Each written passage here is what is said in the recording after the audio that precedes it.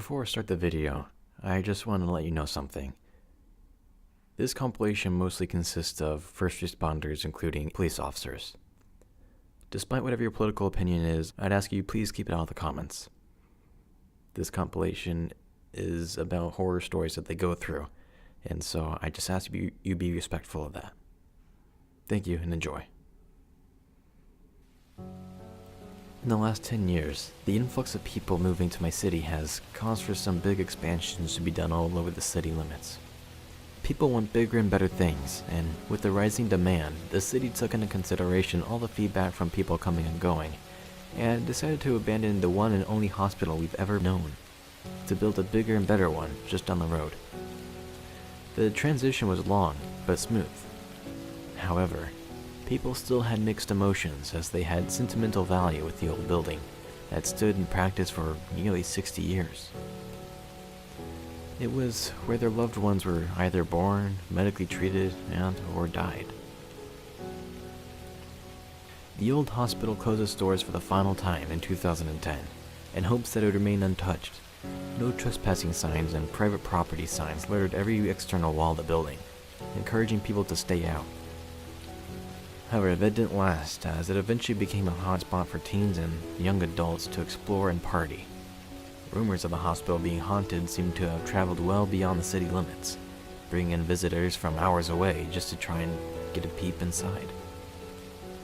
Once it was known that you could find a way in and explore, the city decided to hire a security company and tapped into the old security system and replacing all the cameras to keep an eye on any illegal activity.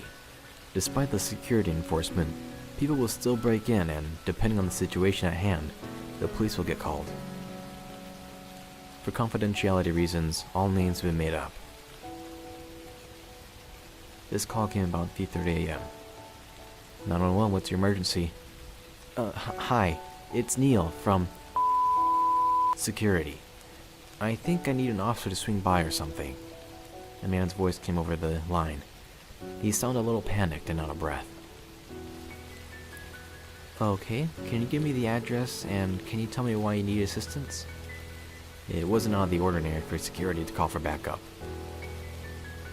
It's the old hospital, and I'm not sure how to explain it. He worked at the building, of which I knew a lot about. The guy who had worked there previously used to call all the time, and whether it be because there were trespassers or because something was off. Well, try to explain as best as you can. Well, I was checking the cameras, and I was flipping through them, and the last guy who worked here told me about the guy that likes to hide in the nursery.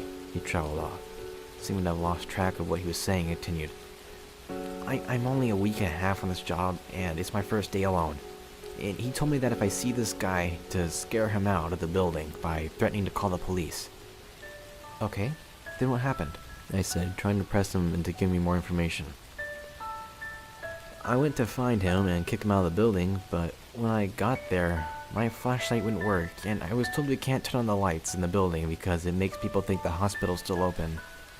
He trailed off again, and then continued. Anyway, when I walked onto the floor he was on, I was yelling for him to come out, and that if he didn't, I would get the police involved. And I could hear him laughing in some room, but I could barely see anything, so I followed his voice, and then out of nowhere I felt something scratch my arm, and I could still hear the guy laughing in the distance, so I just bolted out of there. When I went back and looked at the cameras, he's still in that room. Like, there's no one else on any of the other cameras, but, like, I have fingernail scratches on my arm, so I'm not, like, hallucinating or anything. I could hear the panic in his voice as he spoke through what he encountered. Okay, so were you attacked by the man or someone else? No, the man was still in the room laughing. Someone else attacked me, and that person's in the building somewhere and I can't find him on the cameras. Okay, police have been dispatched. They should arrive shortly. Are you okay? Do you need paramedics for your arm? No, I don't think so. It stings like a son of a bitch, but I think I'll be fine. He cut himself off mid-sentence and gasped. Neil? Is everything alright? The man. He's just gone. I been watching him this whole time, and I look away for a second to look at my arm, and he's gone. Wait. Oh God. Oh God. What? Neil, what's happening? He's in the stairwells. He's running down them. What if he's coming for me? What do I do? He spoke so fast, breaking to a small sniffle his last sentence. You're in the office, correct? Is the door locked to get inside? I heard him put down the phone and quickly shuffle to the door, and then he screamed. There was a bang on the door, another scream, and then a thud.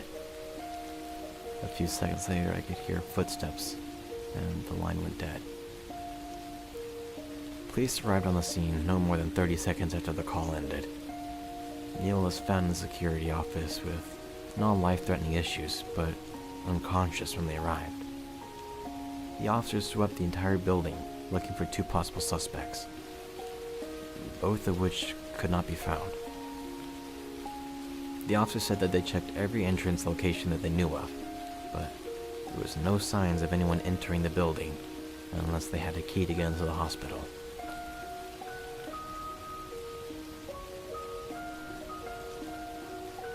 We've all heard about the nightmare roommates. Oh, some of us have probably lived through them, or are currently living with one. I personally can't say that I've had the pleasure, but I can only imagine how awful it can be. As a dispatcher, conflicts between roommates are pretty common, most of which are easily resolved. Some have escalating events, but I'd say about 8 out of 10 calls are resolved within minutes of the police arriving. However, this isn't always the case, and this particular call was different. For confidentiality reasons, all names have been made up. 911, what's your emergency? My dog! My roommate's a fucking psycho. A young woman wailed over the phone, and there was a loud bang against what I imagined was the door. Can you give me your name and address? There was another loud bang as I spoke, and I could hear muffled yelling. Taylor Gore, it's apartment 4. She spoke quickly through sobs. Can you tell me what's going on? He killed my fucking dog. She burst into tears and my heart sank. He stabbed him. Okay, police are on the way. Where are you right now? I sent out the dispatch, detailing the dog had been stabbed. I locked myself in my bedroom. I think he's gonna break down the door. Is he gonna kill me too? The more she spoke, the harder she cried. No, Taylor, listen. We're gonna try our best for that to not happen, okay? Is there a way out of your apartment to get away from him? Like, through a window or anything along those lines? I asked desperately as the thuds against the door seemed to be getting louder. No. She sounded defeated. Okay, Taylor, is there anything you can defend yourself with, in case he does get into your room? I'm talking about something that can be used as a weapon. Anything can do. Police will be there very shortly. The adrenaline was pumping through my veins. I only have my makeup and hair stuff in here. I have my textbooks. She was frantic, speaking breathlessly, while I heard her shuffle around her room. I closed my eyes, thinking of items that could be used as weapons when it hit me. I was interrupted by her roommate screaming unintelligibly through the door. Do you have a hair straightener or curler in your room? I was taking a leap of faith, thinking of what my fiancé had in our bedroom. I do. She paused, unsure of why I was asking, and almost immediately she realized what I was about to say. I'll plug it in. If he breaks through the door, don't hesitate, okay? Okay. The responding officers were almost there. Taylor, can you tell me what happened? Why did he kill your dog? Part of me didn't even want to ask, but the more details I could provide, the better. He's crazy. I don't know. She raised her voice at me in frustration. He asked me out the other day and I said no, so he killed my baby. She broke out into sobs and yelled out to her roommate, "The cops are on their way!" Before I could say anything, a loud crashing sound was heard, and then she started to scream. Not like any regular scream, but a scream that only comes from fear. The phone fell to the ground as I heard her shuffle away from it while crying. Her roommate spoke in mumbles, and Taylor was now pleading with him. Please, She was breathless and her voice was barely there. Then I heard him yelp in pain and then a deep growl. Just when I thought things were going to get worse, I heard the police arrive and enter the room. They were repeatedly asking him to drop his weapon. Are you still there? Police are here now. Taylor's voice came over the line, and I breathed a sigh of relief. The police were still yelling at her roommate in the background. Yes, you can hang up now. Everything's gonna be fine. A single gunshot was heard, and Taylor screamed in pain. Taylor? You okay? I panicked for a brief second, as things don't always go as planned, but then she spoke up. They shot him, she said in sobs once more before she hung up the phone. According to police, the statements they received from Taylor was that she came home from work expecting to be greeted by her dog, but he was still lying on the couch, unfazed by her coming home. As she got closer to the couch, she realized the couch was full of blood and that her dog had been stabbed multiple times. When she started to cry, her roommate came out of his room with now bloodied clothes, and she ran to her room, calling me immediately. Once police arrived on scene, they noticed he was wielding a bloody knife and was preparing to use it on Taylor. He barely showed any response to the police arriving and chose to lunge towards Taylor with the knife, only to be shot in the process. He was transported to the hospital where he was treated for a burn on his arm left by Taylor, as well as a non-life-threatening gunshot wound.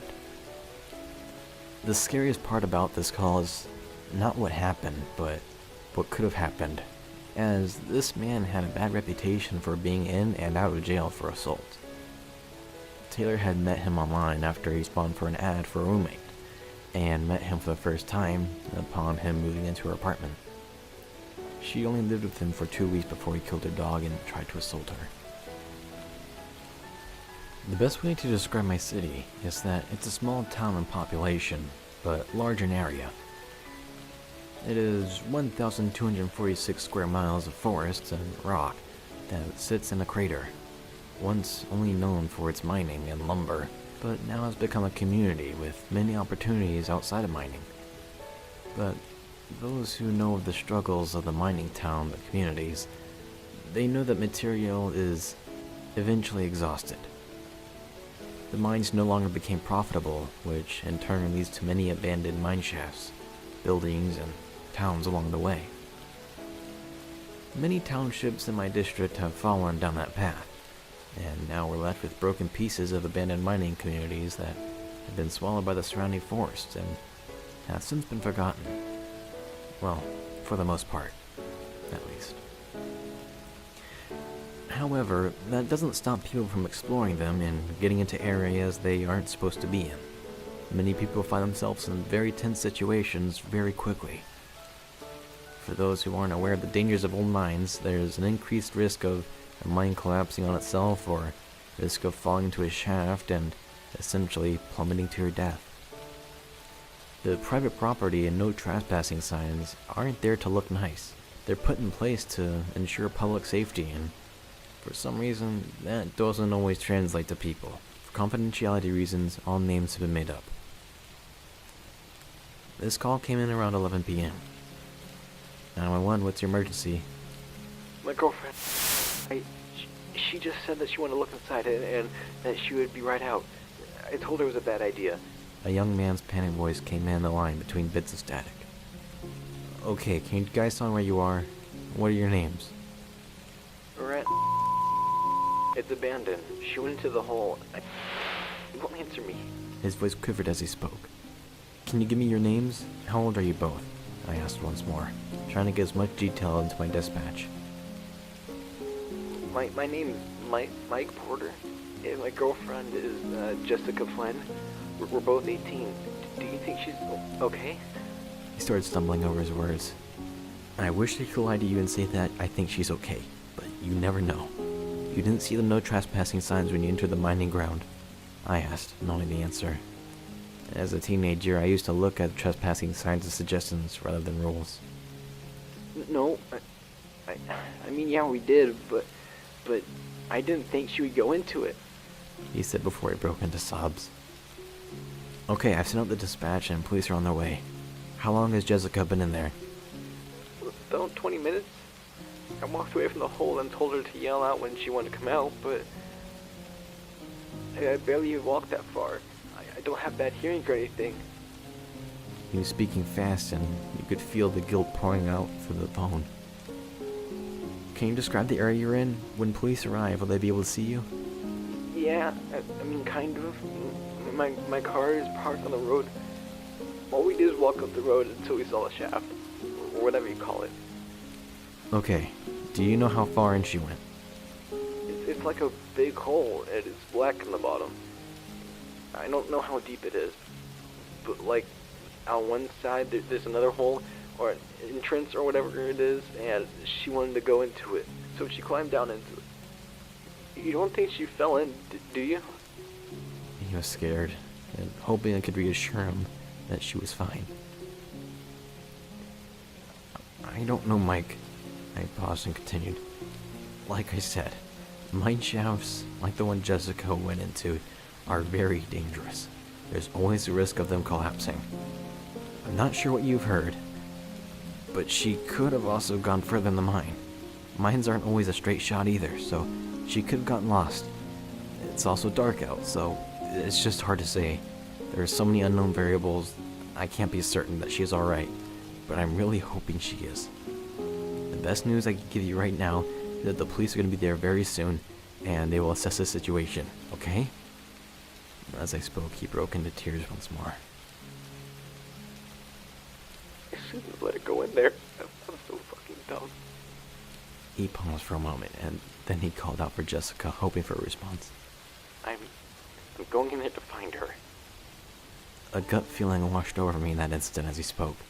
The quivering that was once in his voice was no longer there, and I knew this was the make it or break it point. Either talk him out, or he risks his life for his girlfriend. Mike, you cannot go in after her. It's not safe. Please wait until the police arrive. They're only a few minutes away. They're your best hope right now. I have to. Would you do it if it was your girlfriend down there? No, I will listen to the dispatcher and wait for the police because they're better people to assess these situations than I would be.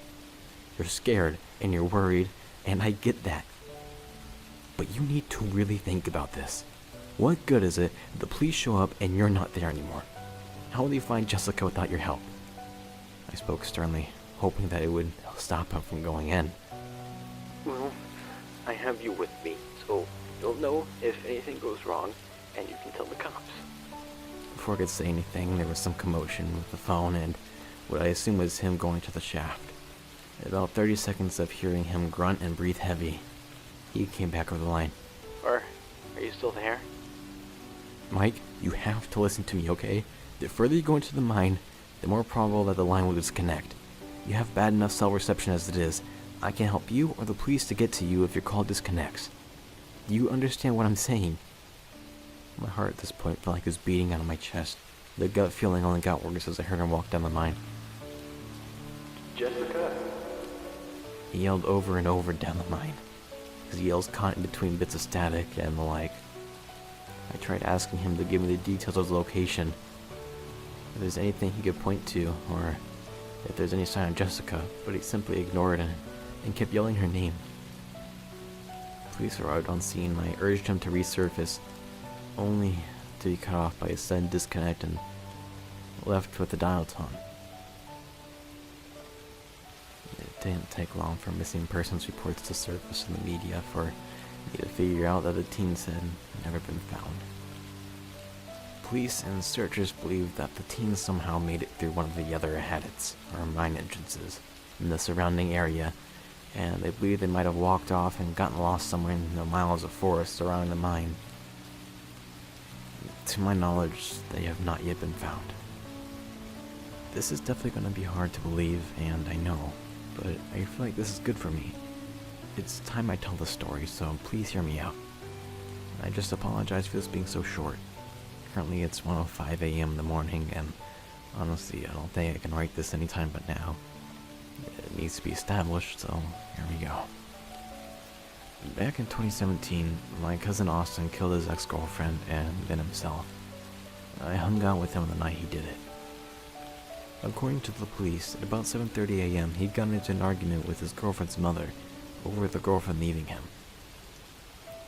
He got angry and pulled a pistol and shot her in the abdomen. When the girlfriend came rushing to the room, he shot her too, right in the chest. Then he went to the other room and shot her sister. Allegedly, he just left them to bleed out. He just walked out of the house and drove away, going straight to mine. Although he didn't show up to mine until about 4:30 that day. But I swear, he acted normal. Nothing unusual, at least to me. All couples fight, so when this happened, I figured it was just a bad situation. He said that he was having some relationship issues and needed to stay somewhere, so I just ordered a pizza and we watched a Netflix documentary. A few hours later, he said he was gonna crash, so I gave him the guest room and went to bed soon after. But by the time I woke up, news of the murders actually broke. Austin's picture was on my TV screen and he was long gone. I immediately called the police and informed them that the boyfriend of the victim stayed in my house. And before I knew it, a state trooper was outside my door. Without hesitation, I left him in and we discussed everything. Whether it was the color of his shirt or if he had sweat on his brow, we covered it. But that's when he got the transmission over his radio. The suspect has been found. They found him on a dirt road about 3 miles from the murder house, dead in his car. He shot himself in the head, and he still had the gun with him. He could have killed me. I could have been one of his victims. It's been years, but I still get nightmares.